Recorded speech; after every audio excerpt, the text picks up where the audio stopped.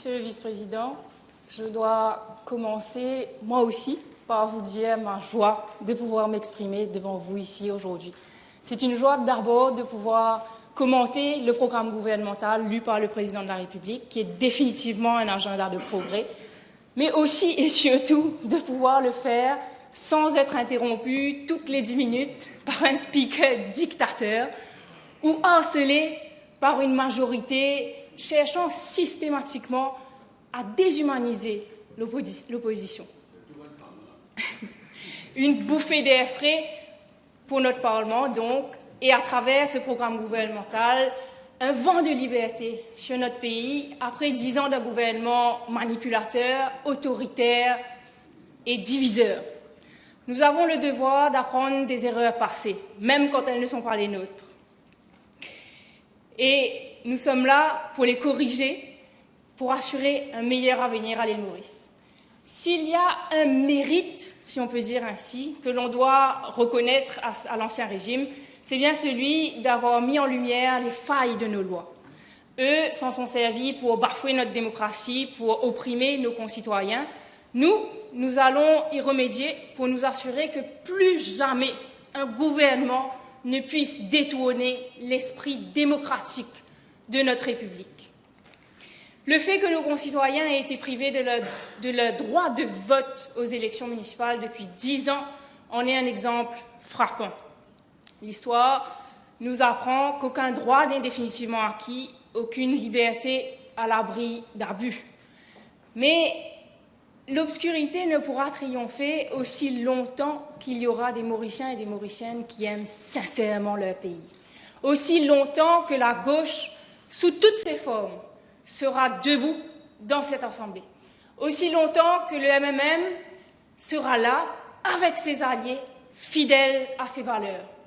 Autrefois, nous avons renforcé notre démocratie en rendant obligatoires les élections législatives tous les 5 ans. Aujourd'hui, nous devons le faire pour les élections municipales. Autrefois, nous avons posé les bases d'une démocratie, d'un pays affranchi des carcans ethniques. Aujourd'hui, nous devons poursuivre la consolidation, la construction de notre nation mauricienne, fière de son histoire commune, de sa langue créole et de sa culture métissée. Pendant trop longtemps, le changement de paradigme en politique est resté un idéal. Aujourd'hui, nous avons les moyens de le concrétiser. Face aux grands défis de notre siècle, à la grande crise de notre siècle, le changement climatique, nous nous engageons à instaurer le droit de la nature dans notre Constitution et les droits écologiques comme des droits fondamentaux de chaque citoyen. La soutenabilité ne sera plus une considération secondaire, mais le socle des politiques publiques. À travers cet amendement constitutionnel historique, nous redéfinirons notre rapport à l'environnement. Il n'est ni un simple cadre à aménager, ni une ressource à exploiter. Il est un tout dont l'humanité fait pleinement partie. Et l'Ancien Régime a toujours refusé de reconnaître cette interdépendance, détruisant ainsi non seulement notre démocratie, mais aussi notre environnement. J'ai maintes fois interpellé l'ancien ministre de l'Environnement sur les attaques répétées contre notre patrimoine naturel. Le projet Legion Hill, qui a défiguré la montagne de la Tourelle et créé un précédent. Les rénovations sur les routes B103 et B104 à Chamarel, faites sans études environnementales, détruisant une des rares forêts endémiques qui nous restaient et qui abritent des cresserelles. Le métro express, dont l'IAE est resté caché et qui a aggravé les inondations. Les constructions sur les zones humides de Belle-Ombre, à Baie-du-Tombeau, la liste est longue. Combien de fois avions-nous demandé à ce que la voix des ONG, de la société civile, des experts soit entendue? Combien de fois a-t-il préféré sacrifier la vie pour les profits? Nous réparerons ce qui peut l'être, mais surtout nous assurerons la protection de nos meilleurs alliés face au changement climatique. Toutes nos réformes seront menées avec une consultation élargie où la société civile jouera un rôle décisif de partenaire. Nous amenderons aussi l'Environment Act 2024 pour enlever les incohérences et combler les failles. Pourquoi, par exemple, les projets de moins de 50 unités sur le littoral échappent-ils aux études d'impact environnemental? Un vide juridique dont Maradiva qui a bénéficié de plus de 650 millions de la MRSI, rappelons-le, et Sense, avec ses appartements et ses penthouses, 48 au total, donc juste un petit peu en dessous du seuil de 50, profitent pleinement.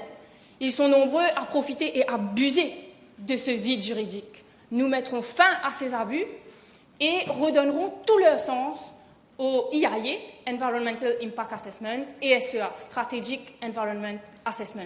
Et nous définirons clairement ce qui est de l'intérêt public pour que la notion d'intérêt public ne puisse plus servir d'excuse pour en réalité favoriser les intérêts privés. Nous promulguerons aussi l'Environmental Sensitive Area Act, trop longtemps attendu.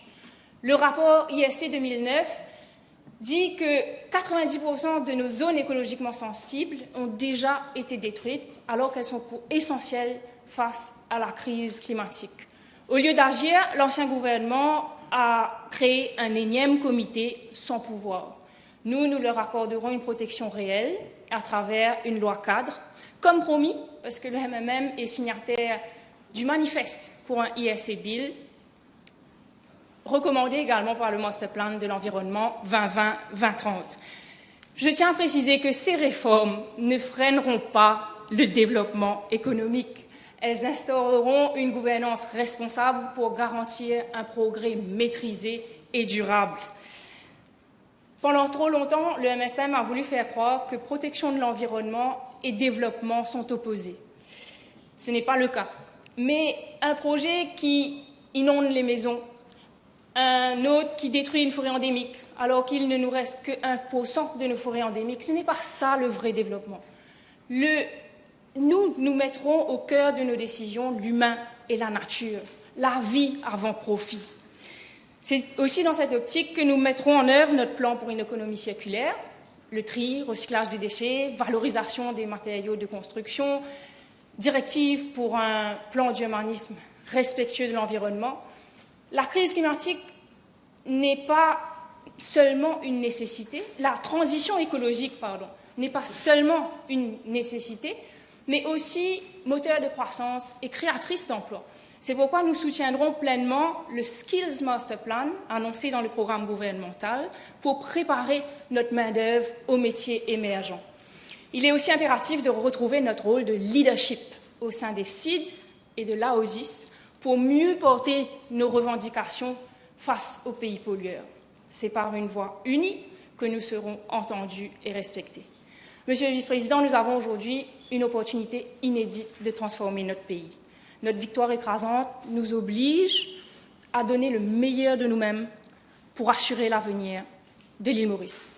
Grâce à une alliance équilibrée entre expérience et dynamisme, ce gouvernement a tous les moyens pour mener à bien ce changement déjà amorcé. Il nous appartient de continuer sur cette lancée, de retrouver ce pays que nous avons tous aimé et de l'améliorer. Et l'améliorer passe inévitablement, et je vais terminer dessus, par la reconnaissance de notre langue créole.